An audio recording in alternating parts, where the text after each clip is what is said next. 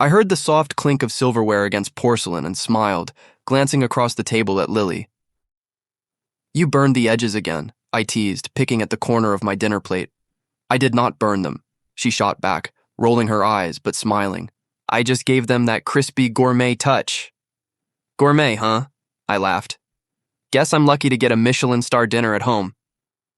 Lily leaned back, resting her chin in her palm. Lucky, or unlucky, depending on how picky you are. Reached over and tapped her hand.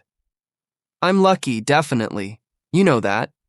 She tilted her head and studied me for a moment. You really mean that? I do, I said, my voice softer. Every day. She smiled, but something in her eyes flickered for a second, quick, almost imperceptible. I hesitated, a small knot forming in my stomach, then shook it off. Maybe I was imagining things. So Mark texted you today? I asked casually, sipping my water. Lily froze for a split second, then laughed lightly. Oh, that. Yeah, just work stuff. He's helping me with the Henderson project. I nodded, but I noticed the way she avoided my gaze. Sounds serious. It's nothing, she said quickly, waving her hand. Really? Okay, I said, though my mind wandered. That slight hesitation, why did it feel like more than just work? We moved on to casual chatter. Remember that trip to Lakewood?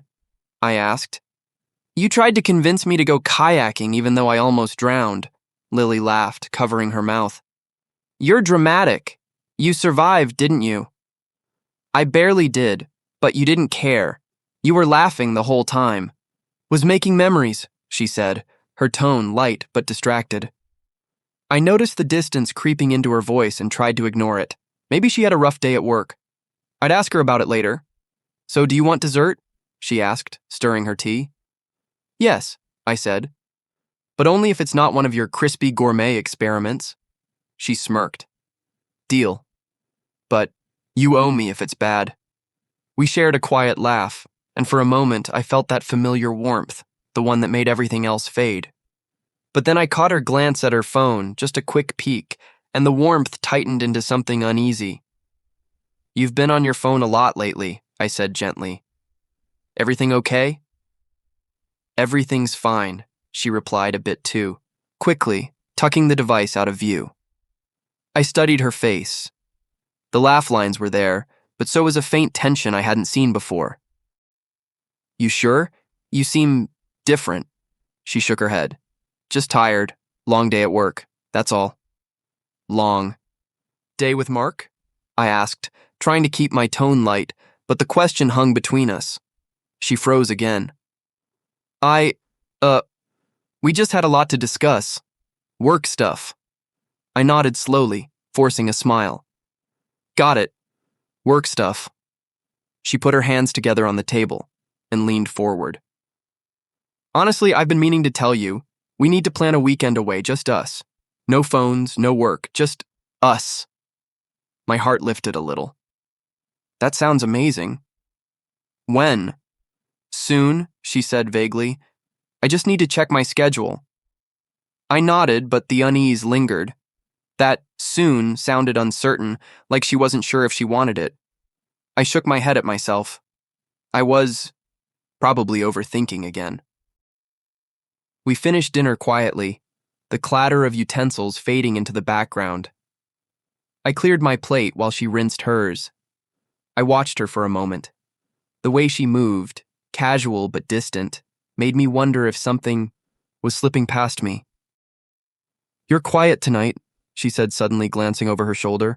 I'm just thinking, I replied honestly. About us. About everything. She smiled faintly, and I felt a pang of guilt. I didn't want her to worry. Everything okay? She asked. Yeah, I said. Everything's fine, really. She nodded, but I caught the quick twitch of her lips, that hesitation that didn't match her words. Something was off. I didn't know what yet, but I could feel it like a shadow hovering at the edges of our perfect little evening. Want to watch a movie? She asked, breaking the silence. Sure, I said, sliding onto the couch beside her. She leaned against me, scrolling through options. I wanted to relax, to enjoy this, but my mind kept circling back to that look she gave her phone earlier. Something was coming. I didn't know what, but I had the feeling our quiet life was about to get very loud, and I had no idea I'd already seen the first warning. CHP2I walked into the kitchen after work, tossing my bag onto the counter.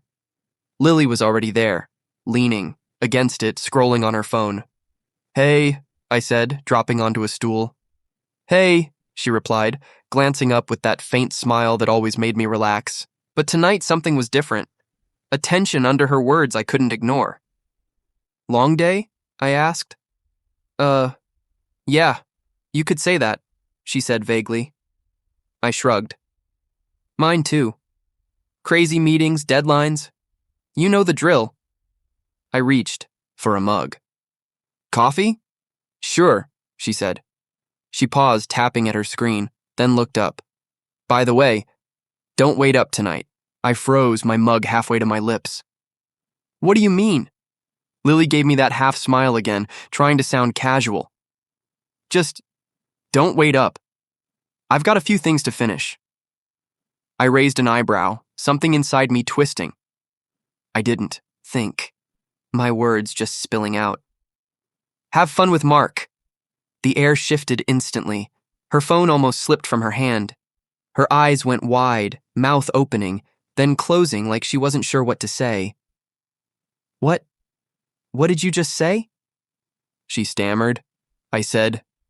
I stopped myself. My stomach nodded. "Have fun with Mark. Isn't that what you meant by staying late?" She shook her head quickly, her hands trembling slightly. No, I didn't." "You didn't what?" I asked, trying to keep my voice steady, though something inside me was on fire. "I didn't mean... Mark's just a coworker. He was helping me with the project, that's all." Her words rushed out in a panic. I blinked, trying to process the sudden surge of emotion. Panic, shame, guilt. Was that what I was seeing? "Lily, why are you acting like that?" I'm not acting," she snapped, her voice shaking. You don't understand. It's complicated." I sank back in my chair, gripping the counter. My mind raced. Every small thing I'd noticed before, the quick texts, the late nights, that look at her phone, they all collided in one massive wave. My heart pounded. "Complicated? You mean?" She shook her head again, tears brimming. "No, I didn't. Not with Mark, I swear." "Then why are you panicking like this?" I asked, trying to keep my voice calm, but it was trembling. "Why do you look like someone just caught you red-handed?" "I'm just caught off guard, okay?" "That's all," she said, her words tumbling faster than her composure. I ran my hands through my hair, trying to make sense of the chaos inside. Me.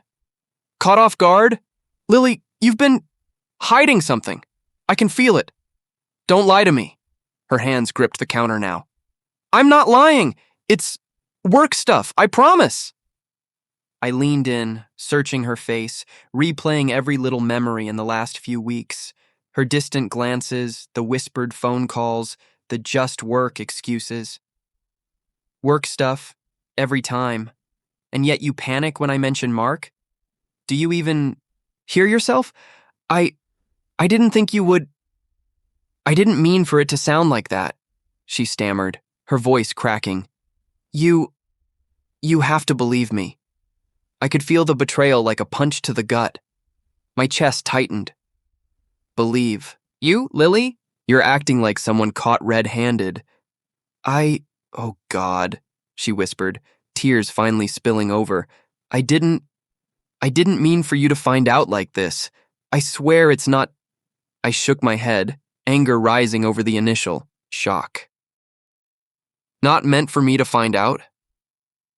"Lily, everything I thought I knew, everything I trusted. How do I even look at you now?" She reached for my hand, but I pulled back. "Don't touch me," I said sharply. My voice was steadier than I felt. I need to think. I need space, she flinched. I'm sorry, I didn't. I cut her off. Sorry doesn't fix this. You don't get to just apologize and pretend it didn't happen. She sank onto the stool across from me, silent, tears streaming down her cheeks. I wanted to ask more, to demand the truth, but I couldn't. My brain was spinning, replaying every detail, every laugh, every whispered excuse. I felt humiliated, angry, heartbroken, all at once. You've changed, I said finally, my voice low. Not just today. This has been building. I see it now, and I don't know if I can ever trust you again. Please, she whispered. I didn't want it to get like this. I can't do this, Lily. Not tonight. Not like this, I said, standing abruptly. I need time. I need to figure out if I even know you anymore. Her sobs filled the kitchen as I grabbed my coat. I paused at the door looking back. Mark, I muttered under my breath, teeth clenched. You've got a lot to answer for, too. I walked out before she could stop me, the cold evening air hitting me like a splash of reality. Everything I thought I knew about my life, about my marriage, about Lily, it all felt like it had been ripped away in one conversation. I wandered the streets, hands in my pockets, replaying every detail. That one sentence, have fun with Mark, had broken something in me, something I wasn't sure I could ever fix. I felt betrayed, humiliated, and angry, yet a part of me still loved her, still wanted to believe. And that was the cruelest part. My love was tangled with my rage, and I had no idea which would win. I sat in the cafe across from Alex, stirring my coffee absent-mindedly. Something's off, I said quietly. I can feel it.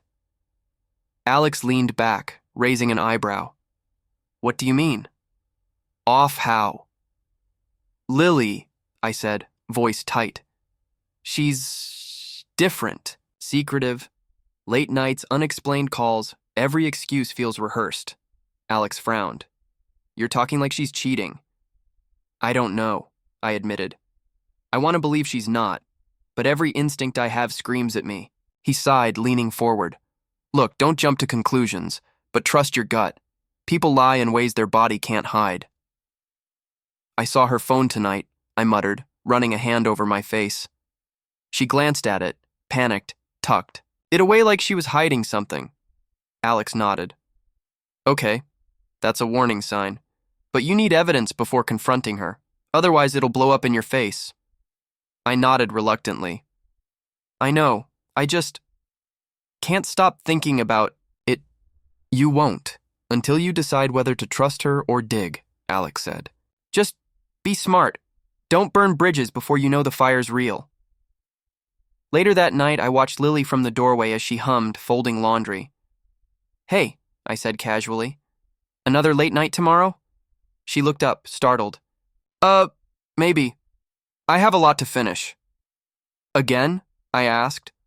Seems like a pattern. It's just busy season, she said quickly. You know how it is. I narrowed my eyes, stepping closer. Yeah, I do, but you've been busy a lot lately, Lily. Her hands paused, hesitating over the shirt she was folding. I told you it's work. Nothing else. Nothing else, I repeated, watching her face. Are you sure? I am, she said, voice firmer now, but the way she avoided my gaze told me differently. I left it there for the night, but my mind was racing.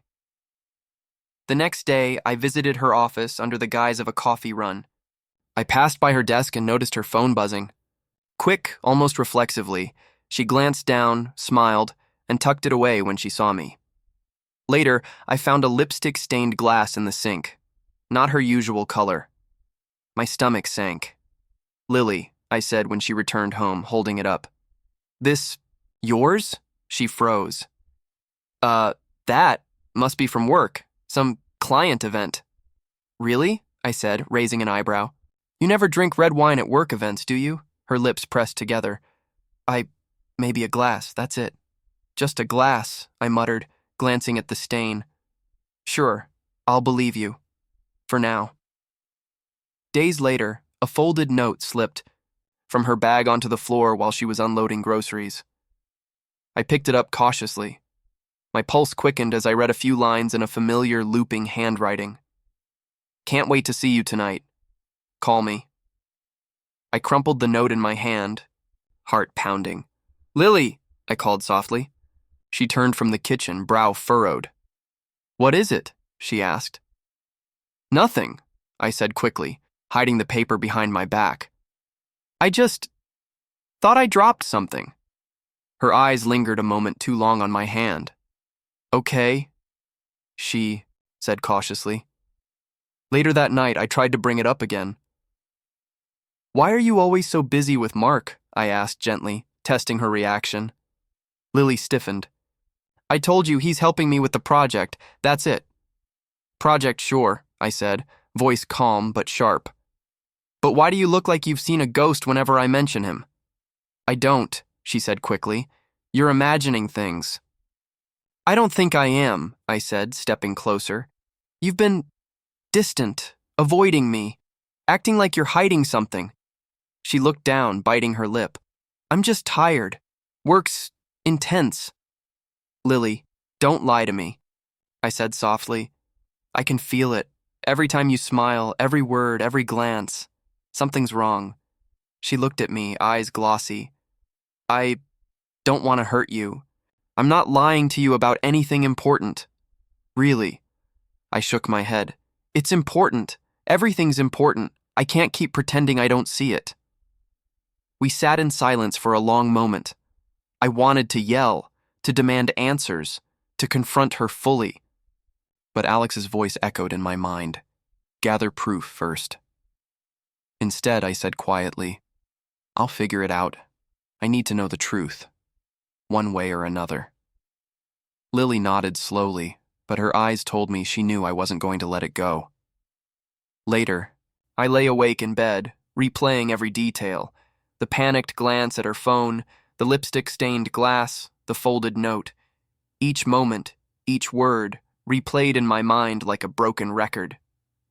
I felt anger, confusion, hurt, and betrayal, all tangled together. I couldn't confront her fully yet, not without evidence, but I couldn't stop observing, questioning, analyzing every action. I realized I'd crossed from passive doubt into active investigation, and every instinct told me that whatever I discovered next would change everything. I waited in the living room, my hands gripping the edge of the couch until my knuckles whitened. Lily walked in, carrying her bag, humming softly as if nothing was wrong. My chest tightened. "Hey," she said, glancing at me. "You look tense." I didn't answer immediately. I just watched her, letting the silence stretch. Her smile faltered, just a fraction, like she sensed what was coming. "Lily, we need to talk," I said finally. My voice was calm, but the words carried a weight she couldn't ignore. She set her bag down slowly. "Okay, about what?" I leaned forward, locking eyes with her. "About you, about Mark, about all the lies." Her face drained of color. What are you talking about?" "I'm talking about the late nights, the panicked glances at your phone, the lipstick-stained glass, the note I found in your bag," I said, my voice rising slightly. "Stop pretending like it's nothing, Lily." Her hands shook as she fidgeted with her sleeves. It's not what you think." "Oh, really?" I asked sharply. "Because from where I'm standing, it looks exactly like what I feared." "It's complicated," she burst out, tears glinting in her eyes. "I never wanted to hurt you. I swear I didn't." I exhaled slowly, trying to steady myself. "Then explain it. Now. Honestly." She looked down, biting her lip, her fingers twisting. Together. "Mark, he's not just a coworker, but it didn't mean anything. I thought I could control it. I thought I could keep it separate from us." I felt my stomach drop. "Control it? Lily, you've been hiding it from me. Every smile, every word, every excuse. I can see it all now." "I know," she whispered. "I know I made a mistake. A huge mistake. But I didn't want this to happen. I didn't want to ruin us. Ruin us? I repeated, my voice barely above a whisper. You've been intimate with him, behind my back, while I trusted you, loved you, believed in us. Oh God, I never meant for it to get this far, she said, voice cracking. I thought it was just a mistake, a fling that wouldn't matter, but I didn't know how to stop it. I shook my head, feeling a wave of disbelief crash over me. You didn't know how to stop it? You chose to let it happen. You chose to lie to me, to manipulate our life, our marriage. Tears streamed down her face. I know. I can't even ask for forgiveness. I want you to understand that I never stopped loving you. Never. Loving me? I asked, incredulous. You call this loving me? Hiding, lying, panicking whenever I ask a question? You think that's love? She flinched at my words but stayed on her feet. It is love. I messed up. I was weak. I was selfish. I didn't think. I slammed my hand on the table, making her jump. Selfish? Weak? Lily, you've betrayed me in every way possible. Do you have any idea what this does to a person? To me? To us? I know! She shouted, the tears falling faster now. I know! I feel it every second. I'm destroyed too! I sat back, rubbing my face. My heart raced, anger and sorrow colliding. Destroyed? You think you're destroyed? I trusted you. I opened myself completely to you, and you shattered that trust.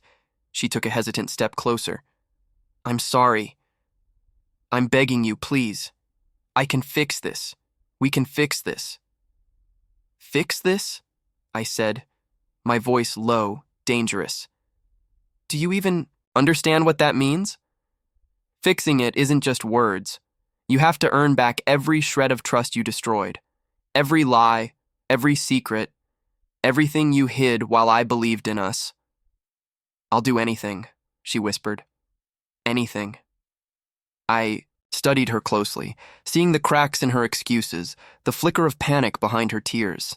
I realized that part of me wanted to forgive, wanted to reach for her, but another part, angry, wounded, betrayed, refused to bend.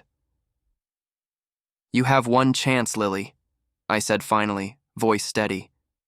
One chance to tell me the full truth. Everything. No lies, no excuses, no hiding behind work or panic. Tell me now or I walk out and I don't come back. She froze, staring at me.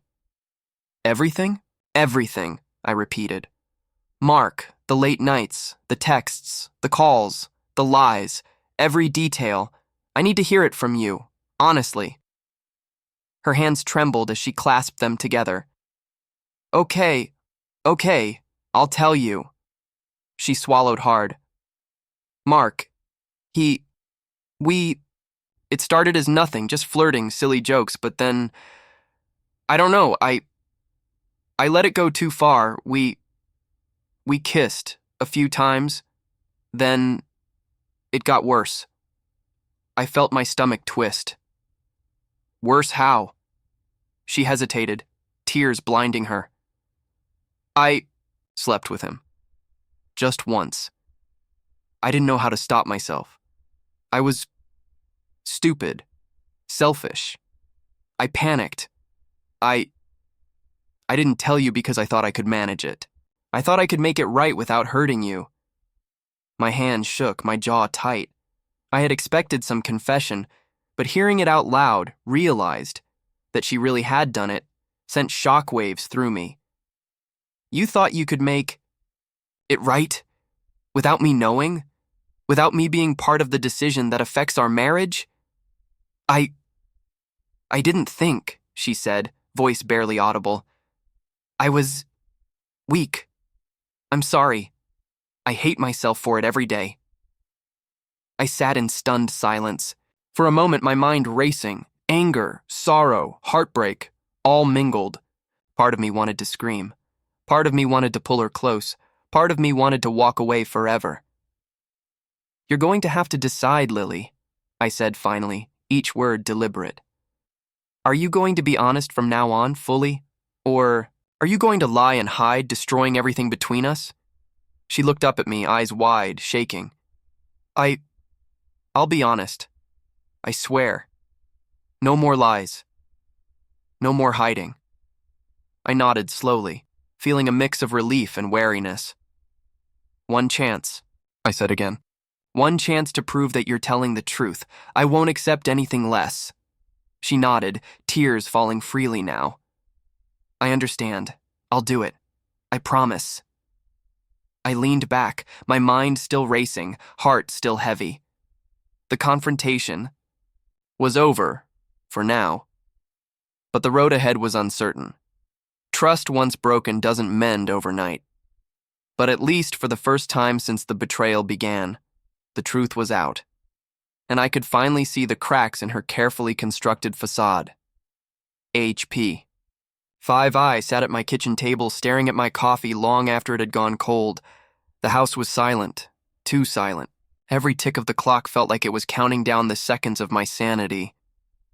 "Hey man, you okay?" Alex's voice came through the phone. I rubbed my face. "No, not okay. Not even close." "Talk to me," he said gently. I confronted her, Alex. I know the truth now. I exhaled sharply, gripping the phone. She slept with him. Just once, she says. But I don't even know if I believe her. "You need to breathe. Step back.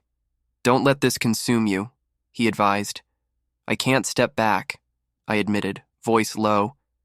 Every memory, every laugh, every late night she claimed was work. I replay it over and over. I feel used, humiliated, angry. And still, part of me wants to believe her, still wants to forgive her. Alex was silent for a moment.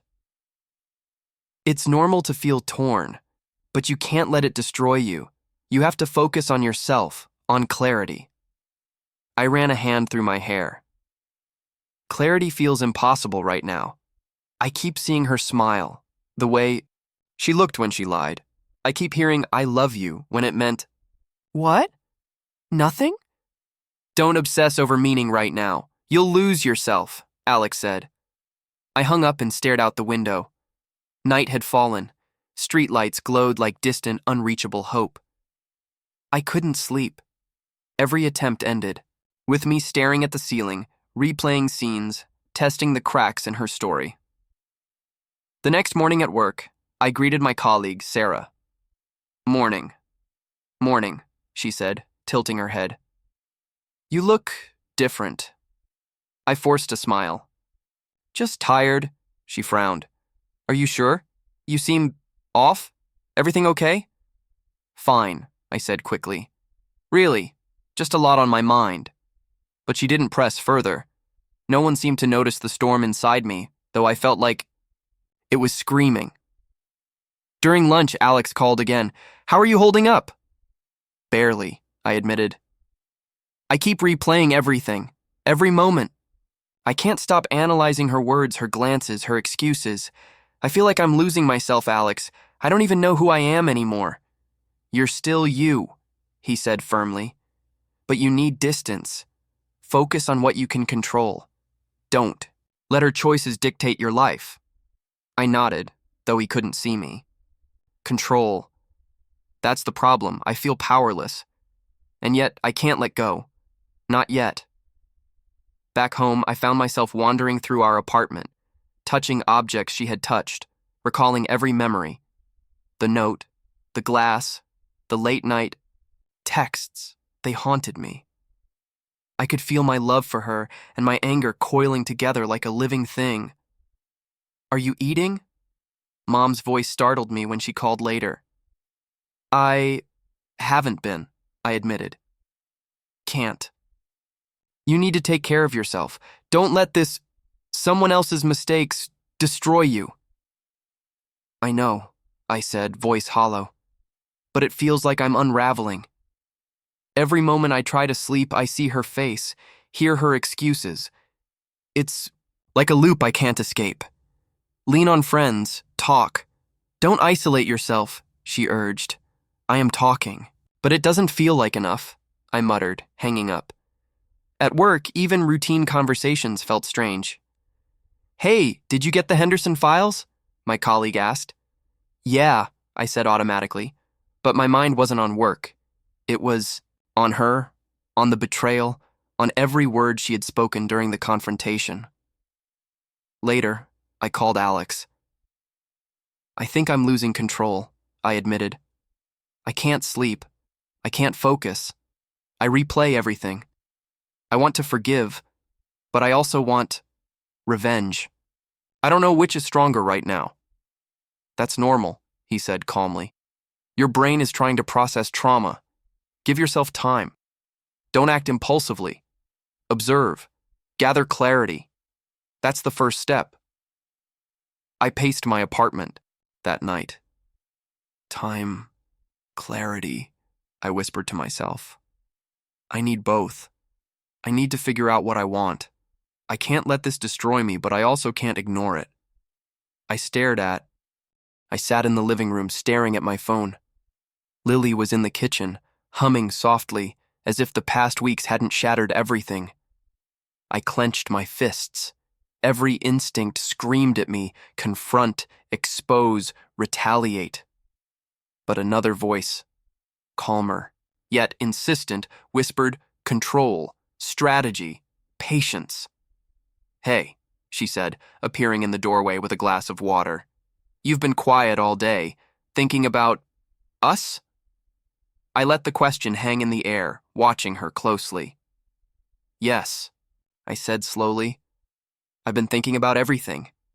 Every lie, every secret. And I'm trying to decide what to do next. She swallowed, eyes darting away. I know I hurt you. I don't know how to make it right. I tilted my head, forcing a calm I didn't feel. Maybe you can't. But I have options. I could let the world know, expose everything. Make sure Mark knows, your coworkers know. Or I could rise above it. Let karma work naturally. Her eyes widened. You wouldn't what? I asked, voice low, deliberate. I've thought about it, believe me. I've imagined every scenario, but I'm not impulsive anymore. Not like before. You're scaring me, she said, backing toward the counter. Good, I said softly. Maybe you should be. Later, I met Alex for coffee. I've decided, I said, stirring my cup absent-mindedly. I won't just sit here. I need action, but not reckless action. Alex raised an eyebrow. What kind of action? I want karma, I said. Not my revenge, at least not yet, but opportunities.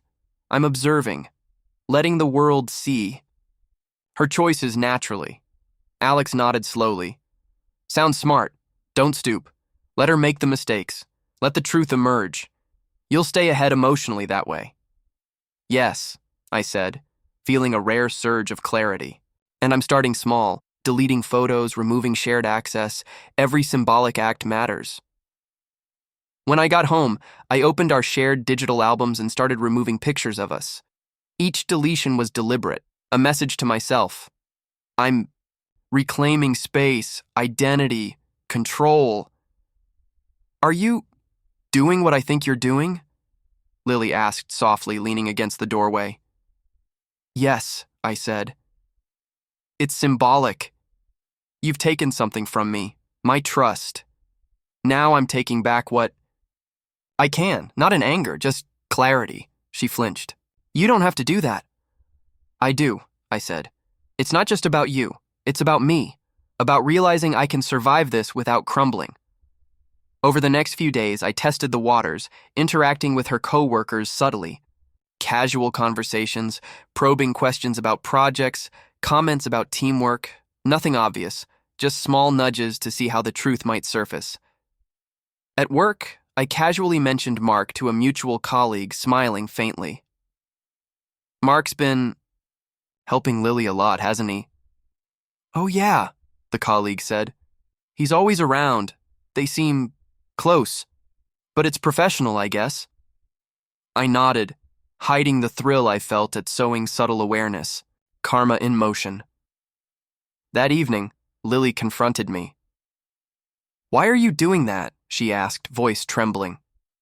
Doing what? I asked, letting the calm tone mask the storm inside. Talking to your friends, asking questions. Probing, she said, tears glinting in her eyes. Are you trying to ruin me? No, I said slowly.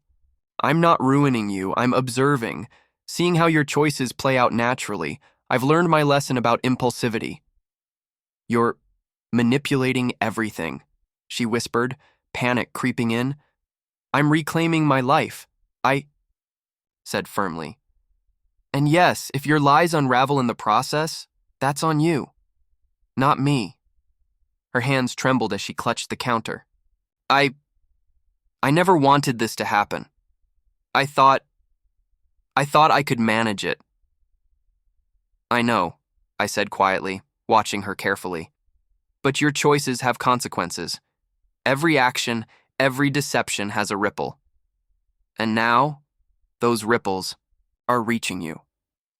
The next day, I deleted shared playlists, messages, and reminders of us. Each act felt like a weight lifting from my chest. I'm not doing this to hurt her, I whispered to myself. I'm doing this to survive, to grow, to reclaim what she took. That evening, Lily tried to reach me. Can we talk? She asked softly, standing at the doorway. I'm listening, I said, keeping my tone even. But understand this. Honesty from now on. Full transparency. Or we're done. Not threats. Just facts. She nodded, tears streaming.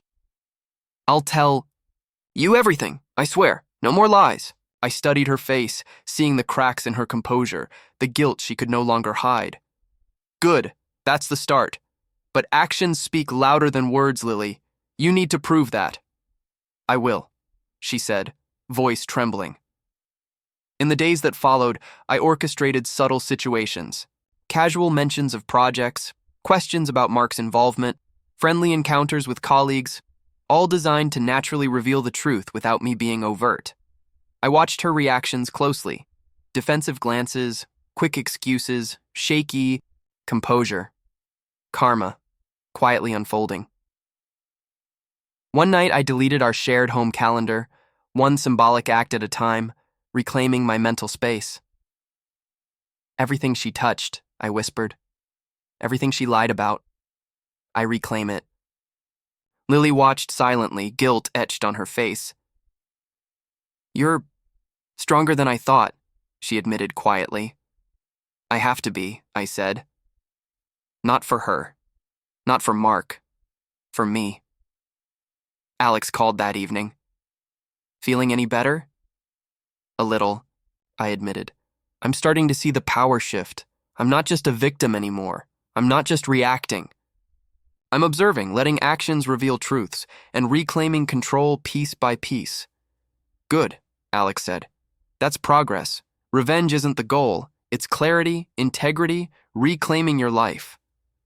Exactly, I said, feeling a strange sense of calm.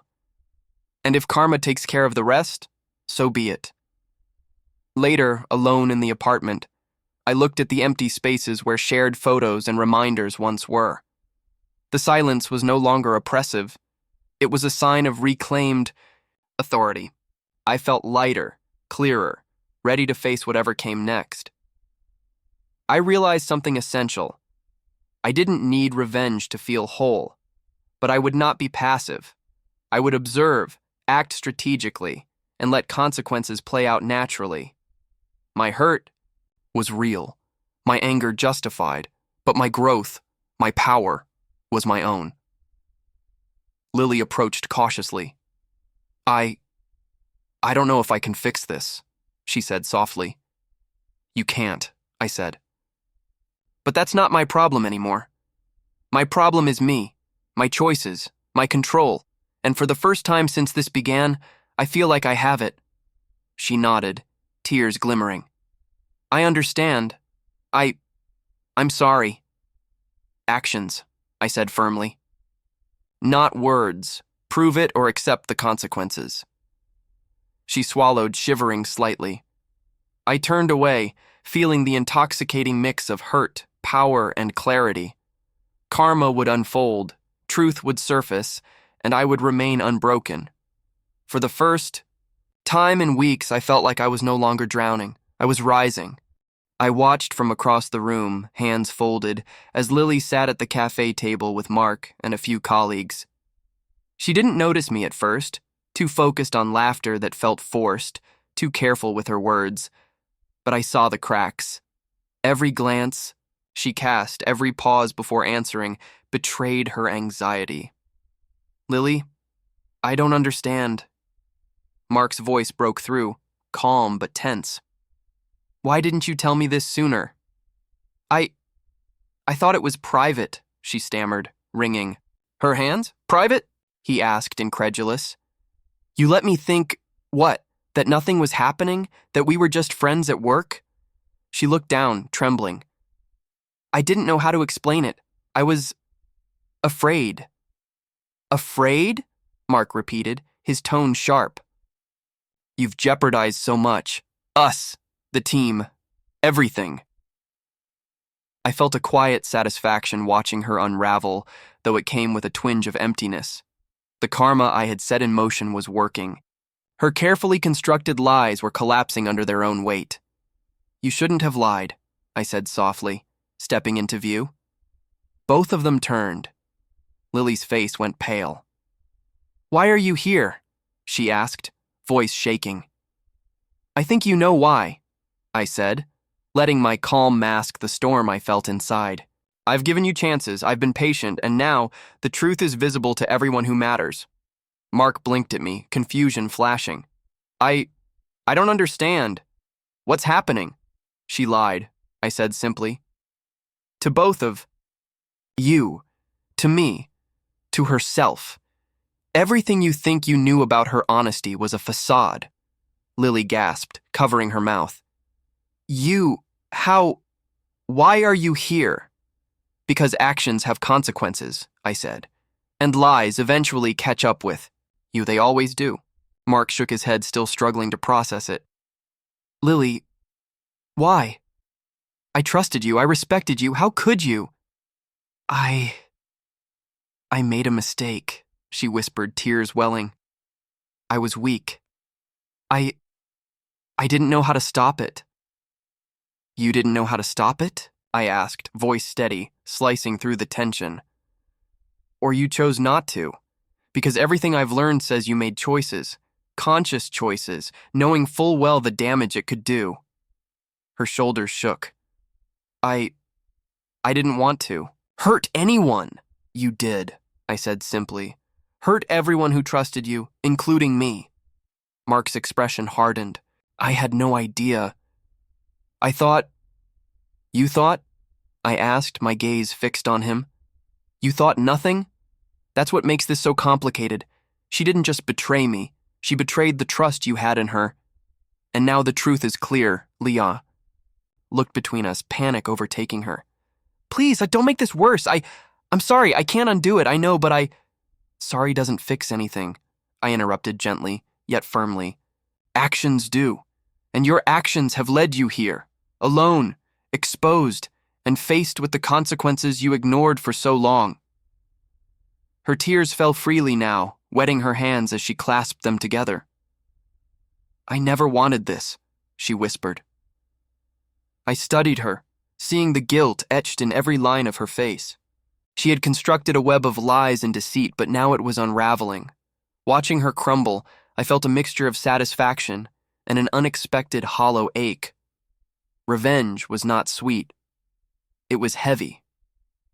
You have to face what you've done, I said. Mark deserves honesty. Your colleagues deserve transparency, and I deserve peace. All of us deserve that, even if it comes at a cost to you. Mark nodded slowly, still stunned. I appreciate your honesty, finally. It's a lot to take in, but I see it now. Lily buried her face in her hands, shaking. I don't know how to fix this. I don't know if I even can. You can't fix the past, I said, but you can take responsibility, accept the consequences, and maybe eventually learn from it. That's all anyone can ask. She looked up briefly, red-eyed and trembling. You're... I never imagined you'd see through everything. I thought I was careful. You weren't careful enough, I said softly. And I wasn't blind forever. The pieces fell into place. That's how truth works. It always surfaces no matter how deep you hide it. A broken coffee cup on the floor caught my eye. I bent to pick it up, a symbolic act of cleaning the remnants of her deception. Everything leaves traces, I said quietly, placing it carefully on the table. Even lies, even betrayal. And eventually, those traces become visible to everyone around you. Lily flinched at my calm tone. I can't believe this. How did you know? Observation, I said. Patience, understanding human nature, and refusing to ignore what my instincts told me.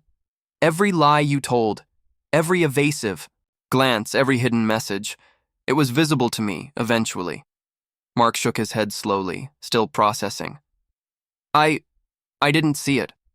I thought I could trust her judgment, but I understand now. You understand, I said. And now she understands too. Maybe that's the most important part. Lily's hands trembled as she wiped her eyes. I feel empty. I thought I could manage the consequences, but it's crushing me. I never imagined it would hurt this much. Good, I said quietly. Let it teach you. Let it guide you to honesty, or let it remind you of what happens when you choose deceit over truth. I stood, taking a deep breath. I don't feel triumphant. I don't feel victorious. I feel free because I've reclaimed my life, even if it's messy, even if it's painful. I've seen the truth and I've acted with clarity, not impulsivity. Mark glanced at me, finally understanding the full weight of what had unfolded. You handled this well. Better than I could have imagined. Thanks, I said, feeling the first flicker of relief in weeks. It wasn't easy, and I won't lie, it still hurts. But I know now I can survive this. I can thrive, and that is worth everything. Lily looked at me, tears streaking. Her face. I'm so sorry. I don't know what else to say. Say nothing, I said. Just accept it.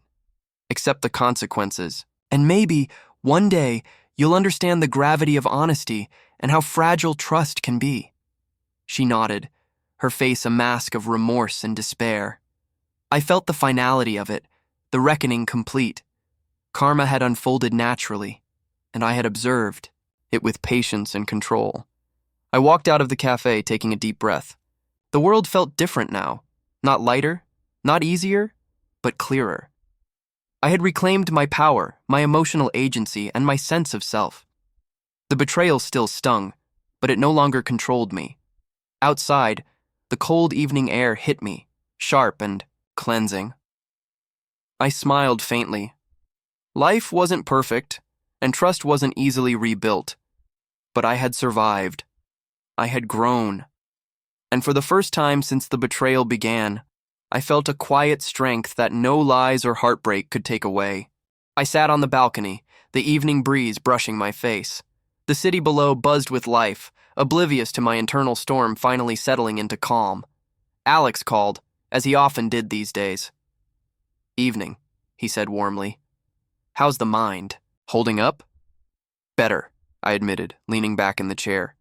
I can breathe again. I can think without obsessing over every detail of the past. That's progress, he said. You've done a lot of work, emotionally, mentally, proud of you. I smiled faintly. Thanks. It hasn't been easy. But I realized revenge, exposing her, all of that. It gave me control, yes, but it wasn't the victory. The real win is moving forward, reclaiming myself. Alex chuckled. Finally sounds like you've got perspective. Good for you. I nodded, letting the silence linger. I even returned the last of our shared items today. The digital photos, letters, small things she left behind. I kept only one. A note she once wrote before everything went wrong. It reminded me why I loved her once and why I can still learn from it without clinging. Alex's voice softened. That's maturity. Holding on to lessons, not pain. Later, I met Sarah at a cafe. She smiled cautiously. You seem lighter, she said, sliding into the seat across from me. I am, I said, sipping my coffee. It took a while, but I've stopped letting anger control me. I've realized that the betrayal didn't define me. It revealed the strength I already had. You're right, she said thoughtfully. I can see it. You've changed, but not in a bitter way. You've grown. I glanced out the window, the streets glowing under the streetlights. I've also learned something important, I said quietly. Forgiveness isn't for them. It's for me. Not necessarily forgiving her, but forgiving myself for trusting, for loving, for hoping. It's my liberation, not hers. Sarah nodded, smiling faintly. Wise words, painful lessons, but powerful ones. That night, I received a brief message from Lily. It wasn't long. I hope you're finding peace. I'm truly sorry for everything. I stared at the screen. A part of me wanted to reply, to say something biting, to make her feel the weight of her mistakes. But I didn't. Instead, I typed nothing, deleted the message, and put my phone down. Silence enveloped me, but it wasn't heavy. It was freeing. For the first time in months, I wasn't chasing answers, tracking lies, or manipulating karma. I just existed. I walked through the apartment, noting the small changes I had made, my space now fully mine. Each item, each corner, a reminder that I controlled my life. No one could undo that. The next day, Alex called again. Plans tonight? I'm going for a walk, I said. Clear my head. Reflect on what's ahead instead of what's behind. Sounds perfect, he said. Sometimes the best therapy is simple clarity and fresh air. I laughed softly. Exactly. And I'm not just surviving anymore. I'm alive in a way I haven't been in a long time. Walking through the park, the crisp air on my skin, I thought about Lily, about Mark, about all the tangled emotions. Their consequences had played out naturally. She was accountable, he had clarity, and I had peace. A child ran past me, laughing, chasing a dog. I smiled, letting the simple joy remind me that life continued, unpredictable and beautiful. I didn't need to manipulate, punish, or dwell. I only needed to live, fully and intentionally. Later, I met Alex one last time before I left for a short trip I had been postponing. Ready for this? He asked, glancing at my packed bag. I am, I said, feeling a weight lift further. It's a chance to reset, to explore life without the shadows of the past following me. Good, he said, patting my shoulder. And remember, moving forward doesn't mean forgetting. It means choosing yourself first. I will, I said, smiling genuinely. And for once, I feel I can. That night I sat by the window, the city lights flickering in the distance. I thought about everything. The betrayal, the confrontation, the fallout, the subtle revenge I orchestrated, and the clarity I had finally found. Each step, each heartbreak had shaped me. I wasn't just the victim anymore. I was the observer, the strategist, the survivor, the man reclaiming his life. I whispered to myself softly, almost ceremoniously. I forgive myself. I release the past. I choose growth, not revenge. I choose freedom, not resentment. I choose me. A final breeze brushed my face. I smiled, the emptiness that had haunted me replaced by quiet strength. I was whole again, in a way I hadn't been before, stronger, wiser, and ready to face the world with clarity. And in that moment, I understood the ultimate truth. Victory isn't in making others suffer. It's in surviving, learning, and transforming. It's in reclaiming your life and refusing to let betrayal dictate your future. The night stretched on, peaceful and unbroken. I felt a gentle, steady pulse of hope. Life was waiting, bright and uncertain, and I was ready to embrace it fully. Without fear, without regret, without the weight of someone else's choices holding me down. I looked once more at the note I had kept, the small reminder of love, of mistakes, and of lessons learned, and whispered, "Thank you for showing me who I truly am." And for the first time in a long time, I truly believed it.